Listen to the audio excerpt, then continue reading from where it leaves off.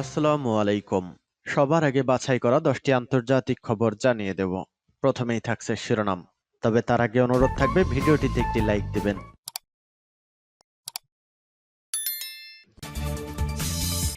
দখলদার ইসরায়েলি বাহিনী এবং ফিলিস্তিন পুরোদমে যুদ্ধ চলছে, জানিয়ে দেব হাতে থাকা সর্বশেষ আপডেট আন্তর্জাতিক সংবাদ। প্রথমে এই সংবাদ শিরোনাম। ইসরায়েলি ঘাঁটিতে সরাসরি আঘাত হিজবুল্লাহর। এরপর জানিয়ে দেব ইসরায়েল বিরোধী বিক্ষোভ, বাইডেন খুনি স্লোগান, গেট থুনবার্গ গ্রেপ্তার।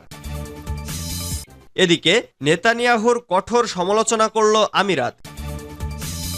এরপর জানিয়ে দিব ফিলিপিন্সে মাঝারি পাল্লার ক্ষেপণাস্ত্র ব্যবস্থা মোতায়েন যুক্তরাষ্ট্রের।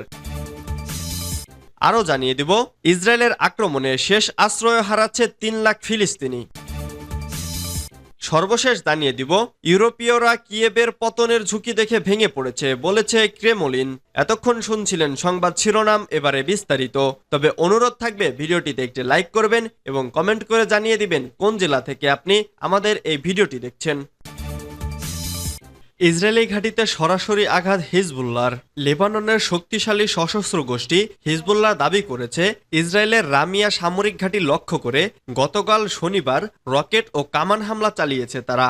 এসব রকেট ও কামানের গোলা এই ঘাঁটিতে সরাসরি আঘাত হেনেছে বলে দাবি করেছে লেবাননের রাষ্ট্রীয় বার্তা সংস্থা। তবে হামলার ব্যাপারে ইসরায়েলি সেনাবাহিনী তাৎক্ষণিকভাবে কোনো প্রতিক্রিয়া জানায়নি। খবর আল জাজিরার। শুক্রবার লেবাননের দক্ষিণাঞ্চল লক্ষ্য করে ব্যাপক বিমান হামলা চালায় দখলদার ইসরায়েলি সেনাবাহিনী। এর পরের দিন শনিবার ইসরায়েলি ঘাঁটিতে আঘাত হেনেছে হিজবুল্লাহর যোদ্ধারা। ইসরায়েলি বিমান হামলা শুক্রবার আঘাত হানে একটি মোবাইল ফোন ট্রান্সমিশন সাইটে। এটি লেবাননের তায়ার হারফাতে অবস্থিত। ওই হামলায় একজন প্যারামেডিক এবং রক্ষণাবেক্ষণের দায়িত্বে থাকা এক কর্মী প্রাণ হারান।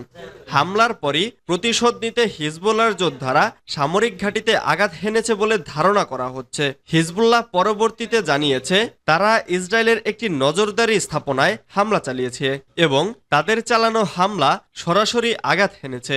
গত বছরের 7 অক্টোবর ফিলিস্তিনি সশস্ত্র গোষ্ঠী হামাস ও ইসরায়েলের মধ্যে যুদ্ধ শুরু হয়। এর পরদিন থেকে ইসরায়েলের ওপর হামলা চালানো শুরু করে হিজবুল্লাহ। ইসরায়েল বিরোধী বিক্ষোভ, বাইডেন খুনি স্লোগান, গ্রেটা থুনবার্গ গ্রেপ্তার। বিশ্বজুড়ে তীব্র হচ্ছে ইসরায়েল বিরোধী বিক্ষোভ। এদিকে মার্কিন যুক্তরাষ্ট্রে লাগাতার বিক্ষোভের ঝাঁজ বাড়াচ্ছে বিশ্ববিদ্যালয়গুলির পড়ুয়ারা। টানা কয়েক সপ্তাহ থেকে যুক্তরাষ্ট্রের বিভিন্ন বিশ্ববিদ্যালয়ে শিক্ষার্থীদের আন্দোলন অব্যাহত রয়েছে। এবার সুইডেনের মালামোতে ইউরোপ ভিশন অনুষ্ঠানের বাইরে ফিলিস্তিনের সমর্থনে বিক্ষোভ শুরু হয়। সেই বিক্ষোভে সামিল হয়েছিলেন পরিষেব আন্দোলনের কর্মী গ্রেট থুনবার্গ। সেখান থেকে গ্রেট থুনবার্গকে আটক করল স্থানীয় পুলিশ। সামাজিক মাধ্যমে ভাইরাল ভিডিওতে দেখা গেছে কেফিয়া স্কার্ফে গায়ে জড়ানো থুনবার্গকে পুলিশ অনুষ্ঠান থেকে বের করে নিয়ে যাচ্ছে। সেই সময় বিবি ও বাইডেন খুনি বলে স্লোগান দিতে থাকেন গ্রেটা। শনিবার সুইডেনের বন্দর নগরী মালমোতে ইউরোপের সঙ্গীত প্রতিযোগিতা ইউরোভিশনের গ্র্যান্ড ফিনালের প্রতিযোগিতার 68তম আসর বসে। এই আসরের গ্র্যান্ড ফিনালেতে সুইডেন, ফ্রান্স, ইসরায়েল সহ ইউরোপের 25 দেশের প্রতিযোগী অংশ নেয়। শনিবার অনুষ্ঠান চলাকালীন 20,000-এর বেশি ফিলিস্তিনপন্থীরা মালমো অ্যারেনার সামনে বিক্ষোভ করেন। নেতানিয়াহুর কঠোর সমালোচনা করল আমিরাত। ইসরায়েলি প্রধানমন্ত্রী বেনিয়ামিন নেতানিয়াহুর কঠোর সমালোচনা করেছে সংযুক্ত আরব আমিরাত। যুদ্ধের পর গাজার ভবিষ্যৎ সরকারে উপসাগরীয় দেশটির সম্ভাব্য ভূমিকা নিয়ে নেতানিয়াহুর মন্তব্যের পর শনিবার 11 মে এই সমালোচনা করল দেশটি। ব্রিটিশ বার্তা সংস্থা রয়টার্স এ খবর জানিয়েছে। মধ্যপ্রাচ্যের যে কয়েকটি দেশ ইসরায়েলের সঙ্গে কূটনৈতিক সম্পর্ক স্থাপন করেছে সেগুলোর মধ্যে একটি প্রভাবশালী দেশ হলো আমিরাত। প্রায় 7 মাস ধরে ফিলিস্তিনের গাজায় ইসরায়েলি আগ্রাসন চলমান থাকলেও এই সম্পর্ক অব্যাহত রয়েছে, যদিও তাতে ফাটল ধরেছে ইঙ্গিত পাওয়া যাচ্ছে। নেতানিয়াহুর সমালোচনা করে আমিরাতের পররাষ্ট্রমন্ত্রী শেখ আবদুল্লাহ বিন জায়েদ আল নাহিয়ান সামাজিক যোগাযোগ মাধ্যম এক্সে লিখেছেন, এই উদ্যোগ নেওয়ার জন্য আইনি এখতিয়ার নেই ইসরায়েলি প্রধানমন্ত্রীর। গাজায় ইসরায়েলি উপস্থিতিকে আড়াল করার কোনো পরিকল্পনা যুক্ত হবে না সংযুক্ত আরব আমিরাত। তিনি বলেছেন, ফিলিস্তিনি জনগণের আশা ও আকাঙ্ক্ষাকে ধারণা করে এমন একটি ফিলিস্তিন সরকারকে সহযোগিতায় প্রস্তুত রয়েছে আমিরাত। এর মধ্যে ফিলিস্তিনের স্বাধীনতাও রয়েছে। ফিলিপিন্সে মাঝারি পাল্লার ক্ষেপণাস্ত্র ব্যবস্থা মোতায়েন যুক্তরাষ্ট্রের। সম্প্রতি যুক্তরাষ্ট্র ফিলিপিন্সে মাঝারি পাল্লার ক্ষেপণাস্ত্র ব্যবস্থা মোতায়েন করেছে। ফিলিপিন্স সময় শুক্রবার বিকেলে ইন্দোনেশিয়ার জাকার্তায় আসিয়ান সেক্রেটারিয়েট 30তম চীনা আসিয়ান সিনিয়র অফিসিয়াল কনসালটেশনে যোগদানের পর চীনের পররাষ্ট্র মন্ত্রণালয়ের উপমন্ত্রী সুন ওয়ে তুং সাংবাদিকদের সাক্ষাৎকারে এসব কথা বলেন। এ বিষয় নিয়ে সুন বলেন, যুক্তরাষ্ট্রের আচরণ ইতিহাসকে গুরুতরভাবে পিছিয়ে দিয়েছে, আঞ্চলিক জাতীয় নিরাপত্তা গুরুতর হুমকির মুখে ফেলছে, আঞ্চলিক শান্তি ও স্থিতিশীলতাকে মারাত্মকভাবে ক্ষতিগ্রস্ত করছে এবং শান্তি ও উন্নয়নের জন্য আঞ্চলিক দেশগুলোর জনগণের সাধারণ আকাঙ্ক্ষার সম্পূর্ণ বিপরীতে দাঁড়িয়েছে।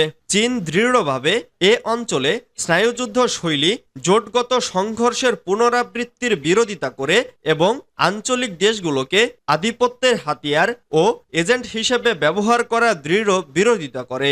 ওই ঊর্ধ্বতন কর্মকর্তাদের পরামর্শের সময় স্পষ্টভাবে চীনের গুরুতর উদ্বেগ প্রকাশ করেন তিনি। চীন কৌশলগত স্বাধীনতাকে শক্তিশালী করার জন্য আসিয়ানকে সমর্থন জানায় এবং আঞ্চলিক দেশগুলির সঙ্গে ব্যাপক আলোচনা, যৌথ অবদান ও ভাগাভাগির সুবিধার মাধ্যমে এশিয়ার নিরাপত্তার পথ অনুসরণ করা এবং আঞ্চলিক শান্তি ও স্থিতিশীলতা দৃঢ়ভাবে রক্ষা করতে চায়। ইসরায়েলের আক্রমণে শেষ আশ্রয় হারাচ্ছে 3 লাখ ফিলিস্তিনি। শনিবার দখলদার ইসরায়েল নতুন করে হামলা শুরু করার পর দক্ষিণ এবং উত্তর গাজায় প্রায় 3 লাখ ফিলিস্তিনি আবারও পালিয়ে যেতে বাধ্য হচ্ছে বলে জানিয়েছে জাতিসংঘ। কিন্তু যুদ্ধে বিধ্বস্ত কোনো জায়গায় নিরাপদ আশ্রয় কোথায় পাওয়া যাবে তা নিয়ে অনেকেই অনিশ্চিত। ইসরায়েলের বর্ধিত উচ্ছেদ আদেশ গাজার দক্ষিণতম প্রান্তে অবস্থিত রাফা শহরে প্রযোজ্য। সেখানে গত 7 মাসে ইসরায়েলি বোমা হামলা থেকে পালিয়ে যাওয়ার পর 10 লাখেরও বেশি গাজাবাসী জড়ো হয়েছে। তাদের আশঙ্কা আরও গভীর হয়েছে যে ইসরায়েলি সামরিক বাহিনী রাফায় আক্রমণের সাথে অগ্রসর হতে চলেছে, যা ইসরায়েলি নেতারা দীর্ঘদিন ধরে প্রতিশ্রুতি দিয়েছিল। এমন একটি সম্ভাবনা যা আন্তর্জাতিক সাহায্য গোষ্ঠী এবং অনেক দেশ নিন্দা করেছে। ইউরোপীয়রা কিয়েভের পতনের ঝুঁকি দেখে ভেঙে পড়েছে জানিয়েছেন ক্রেমলিনের মুখপাত্র দিমিত্রি পেসকভ বলেছেন, রাশিয়ার চলমান বিশেষ সামরিক অভিযানের সময় ইউক্রেনের সম্পূর্ণ পতনের ঝুঁকি বুঝতে পেরে পশ্চিমা দেশগুলো ইচ্ছাকৃতভাবে উত্তেজনা বাড়াচ্ছে। রাশিয়ার প্রেসিডেন্টের মুখপাত্র ভিজিটিআরকে সাংবাদিক পাভেল জারুবিনকে বলেছেন, যিনি তার টেলিগ্রাম চ্যানেলে এই ভিডিওটি পোস্ট করেছেন। পশ্চিমা রাজনীতিবিদদের উস্কানিমূলক বক্তব্য উত্তেজনা বৃদ্ধির ইচ্ছাকৃত চেষ্টা। পেসকভ বলেন, ইউরোপীয়রা ভেঙে পড়েছে কারণ পরিস্থিতি দ্রুত পরিবর্তন হচ্ছে এবং এটি আসলে ইউক্রেনীয়দের জন্য সম্পূর্ণ পতনের সাথে পরিপূর্ণ। তাই তারা নিজেরাই এই পরিস্থিতিকে বাড়িয়ে তুলেছে।